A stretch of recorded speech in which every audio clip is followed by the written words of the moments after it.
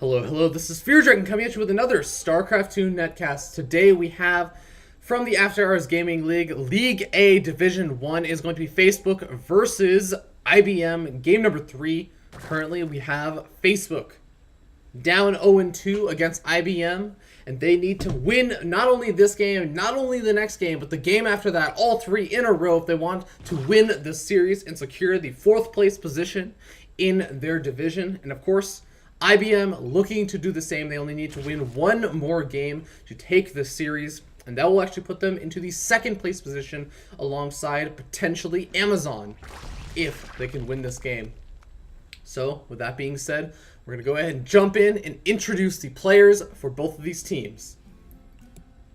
Spine down here in the bottom right-hand corner of Antigua Shipyard, we have the red Zerg player going to be representing Team IBM. Is going to be IBM's Radioactive. Sorry for the delay over there. Actually, Radioactive, fun fact, used to play on Team Amazon because he was working at Amazon, ended up transferring companies over to Facebook. But he is currently 1-1 in the After Hours Gaming League Season 3. Currently actually has a 100% win rate in Zerg versus Zerg in the After Hours Gaming League. For Season 3 at least, in Heart of the Swarm. And I'll talk a little bit about what he did in that previous game. But his opponent is going to be spawning up here in the top left-hand corner of the map. Spawning here as the blue Zerg player representing Team IBM is going to be IBM's iMpAncient. And you can notice it's iMpAncient, which looks a lot like iMpAncient. And he is, in fact, also 100% win rate in not only Zerg versus Zerg, but in the After Hours Gaming League for Season 3. So, I'm going to be curious to see what he ends up doing. Now, he has also gone for some interesting choices in that Zerg versus Zerg that he did end up playing. He went for Hatchery first, then Gas, and then a late pool, which is exactly what he's actually gone ahead and done right now. So that's going to allow him to get out a pretty fast Zergling speed. And in that game, since it looks like he's going for a very similar plan, he is going to be going for potentially speed Zerglings plus Banelings, and going a bit aggressive around 5 minutes and 30 seconds so that you can see that little timer over there. We'll wait and see if he decides to do that. But here's what's going to make this match really interesting.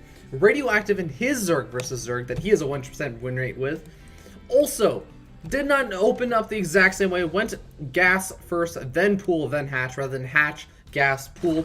Really doesn't make a whole lot of difference. But he also went pretty aggressive around 5 minutes and 30 seconds right when his Baneling Nest finishes. So we could see both these players trying to move out, trying to do a little bit of damage around that same time, in which case they might have just end up meeting in the center, or they could even end up in a very awkward situation where both of them have their armies at each other's bases, completely unable to defend. But with that being said, we're going to wait and see how these players decide to react. We do see 4 Zerglings for Team Radioactive. That is going to be Team Facebook making their way across the map. They're going to encounter these Zerglings from Team IBM's player Ancient. I'm just going to call him Ancient because otherwise I'm going to call him Impatient. And that's not exactly the nicest thing to say. But it looks like that's going to force Radioactive back. Now these players really have that Zergling speed finished up. But, of course, Radioactive, even though he has a lower Zergling count, and he is getting out a couple more Zerglings, his Zergling speed does finish up a little bit before his opponents. Not any actual timing that he can really hit, though. He's not going to be able to run and dart in with these speed Zerglings before his opponents actually ends up finishing. It's just 20 seconds left. He actually, I guess he could get a nice scout off if he is very, very well microed with these Zerglings. He does actually manage to run around. He has a little bit of extra time. He has about 10 seconds to get these speed Zerglings into the base, and he does. He gets them up the rank. That's going to give him full scouting vision to see what his opponent is up to. He's going to try and pick off a drone. Does he get it? He does get the drone and gets out with both of the Zerglings. Oh my god, these Zerglings are likely going to both get picked off right over there, but he does see the Baneling Nest. He sees that the drones were not, in fact, in Gas over there, so he should have a good idea of what his opponent is up to, or at least the fact that there were not a whole lot of drones mining Gas. I think that he actually pulled them off when he saw that Zergling actually coming into the base. But in the meanwhile, Radioactive getting ready with some Zerglings and Banelings of his own. So it looks like none of these players being too aggressive around that 5 minute 30 second mark just because of those scouting Zerglings. But both the players had that Zergling and or the Zergling speed research and the Baneling Nest done. We do see an Evolution Chamber and a Spinecrawler start to create a little bit of a wall off. A Queen can actually go ahead and complete this wall off to stop those Zerglings from being able to easily dart in. Here we end up seeing Baneling actually going in immediately, just cleaning up all of those Zerglings.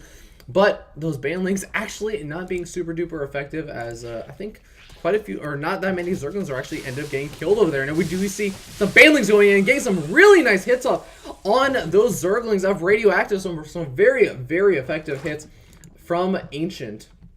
Take a look at the units lost now. We can actually see 17 units already lost for Radioactive. So he's a little bit down and out in that sense. But he's not too far behind. Still has a good chance in this game.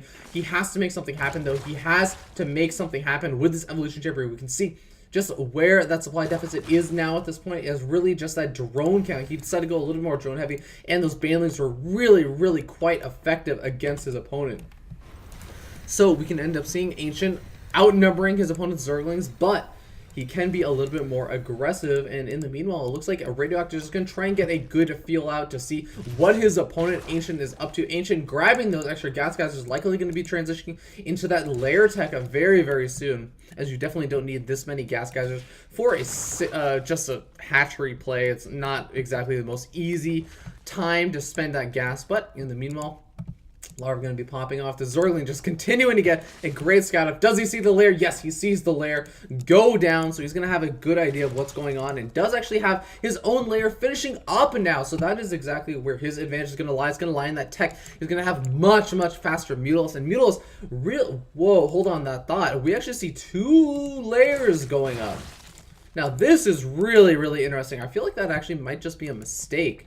As, I mean, we could see, imaginably, he did actually end up clicking 4 instead of 5 on his hotkey bar. Ends up selecting both of the hatcheries and ends up making them both into layers rather than just making one of them. That could be a vital or critical mistake. That ends up costing him 150 gas. That could be very, very devastating. So he has to be a bit careful about that. But his Spire is going to be a bit delayed. His Mules have been dominating this matchup. Baneling's able to easily thwart this attack from these Zerglings over here. A couple of those Zerglings from Radioactive do get picked off, though, so a little bit of miss micro from Radioactive. Wants to keep those Zerglings alive, and he just needs to stay alive until he can get out those Mutals and then try and do as much damage as he can. Now, we do end up seeing nice Baneling hits, able to take out quite a few of those Zerglings over there, but a couple of Banelings being morphed in for Ancient, and he's actually going to have to cancel all of those Banelings over there and ends up losing the remainder of the Zerglings to another Baneling, and that's going to allow Radioactive to feel safe taking that third. In the meanwhile, Ancient has already gone ahead and tried to start his third, and at the same time is going to be going for that Spire. So that Spire is going to be very, very important to try and deal with his opponent's Mutals. The Mutals have just been so effective because of that Infestor nerf in Heart of the Swarm, where fungal growth is in fact now a projectile. It takes a little bit of time, and that little extra second of time it takes for that fungal to get over to the Mutals makes it a little bit more difficult to actually use them effectively against the Mutalists. Mutals also have that nice little buff to their regen rate, as well as a speed buff, actually. So they move just a tiny bit faster, so they're going to be quite effective in this matchup. And really, it's hard to go for something other than Mutalists in this matchup. So I'm going to be interested to see how they end up deciding to play this out, as, I mean, Ancient theoretically does have a better economy, should theoretically be able to get out more Mutalists right now, but he's going to have them more delayed. Now, we do end up seeing the Mutalists trying to come in, but the Spore Crawlers are already prepared, and against this small number of Mutalists, it's going to be very difficult to try and do a whole lot of damage with just that number of Mutalists against 2 Spore Crawlers at every single one of the bases, and even 3 at the natural expansion. Of course, you can still get a couple of nice little pick-offs here and there, picking off some Zerglings here, picking off some transferring drones over there. You can actually be able to delay mining a little bit over at this third expansion, but the Spore Crawler is going to burrow quite quickly. And is he actually going to get the Extractor? That could be a nice little win, just delay a little bit of the gas money, but does end up losing one of those Mutals. Unfortunately, not what he wants to do, as additional Mutals are going to be popping out, and very soon, Ancient's actually going to be able to outnumber his opponent in that Mutalist count. So he's going to have to be a little bit careful not to overextend himself. So he doesn't actually have any upgrades on the way, but, you know, or actually no, he does have the +1 missile or a flyer attacks. That's the air weapon upgrade for those Mutals actually on the way, almost going to be completed. So that's going to be a nice advantage for him, while his opponent does not have any of those upgrades on the way. So he's going to have to be a little bit wary about that. So even if he does have more numbers and higher numbers of those Mutals, he has to make sure that he still has high enough numbers that he can still deal with the fact that he's going to be behind in those upgrades. In the meanwhile, this map is just starting to get split slightly. We do end up seeing 3 bases down for both these players. Spore Caller is finally going up, and Swine's actually over at the 3rd base of Radioactive. So Radioactive is just preparing for those Mutalisks that are going to be incoming, as there are so many more Mutalisks actually for the Team IBM player. Ancient, he's actually going to be able to pick off a ton of these Mutalisks. It looks like Radioactive having a bit of miss micro, might have accidentally done a tack move with those retreating Mutalisks and ended up just sacrificing so many of them. This is going to put him so far behind. And now, how is he going to be able to deal with the harassment over in the main base? So many of those drones actually getting picked up. And now these Mutalisks are going to have a hard time even trying to defend because they're in so much lower numbers. The Spore Callers are going to help out in trying to thwart those Mutalisks from being able to do too much more damage for now. It's going to force them back for a little bit, as well as the fact that, you know, Radioactive is going to have faster reinforcing Mutalisks to those engagements if they decide to battle over at his base. But is that going to be enough? Did he end up losing a bit too much over there? He ended up losing 7 workers.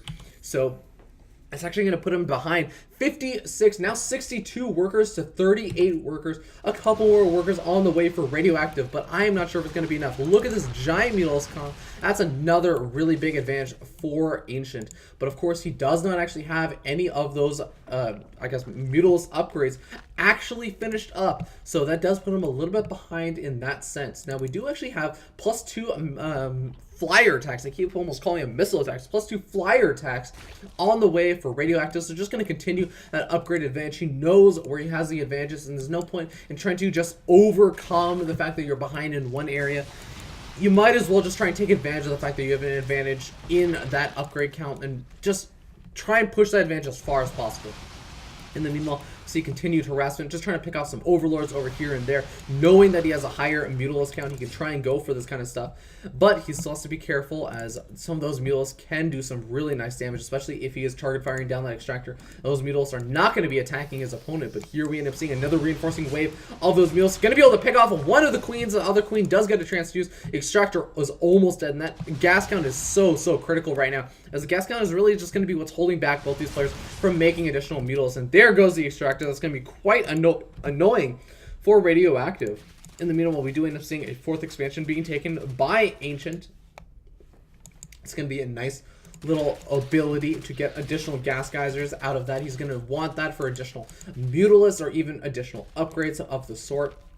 But in the meanwhile, just look at this Mutalisk cloud. We can actually end up seeing that it is in fact 16 Mutalisks to 33 Mutalisks. So the Mutalisk count is actually more than doubling for Ancient, with another flurry of Mutalisks actually coming out for Ancient. He's going to easily be able to engage, and here we end up seeing Banelings wishing that they could detonate on top of the air units, but they're just not able to reach that splash way up there. And look at that Mutalisk cloud just completely get devastated by Radioactive. Radioactive is in so much trouble right now. There's going to be the GG. It looks like Team IBM going to be able to take game number 3 and the series for the After Hours Gaming League. And that's actually going to put IBM into the 2nd place position alongside Amazon for this week. So really well played by Team IBM. Unfortunately for Team Facebook, they were not able to get out those wins that they wanted to try and get that 4th place position secured in their group. So a little bit unfortunate for them, but they still played rather well, so gave us some really entertaining games. So congratulations to both of the teams,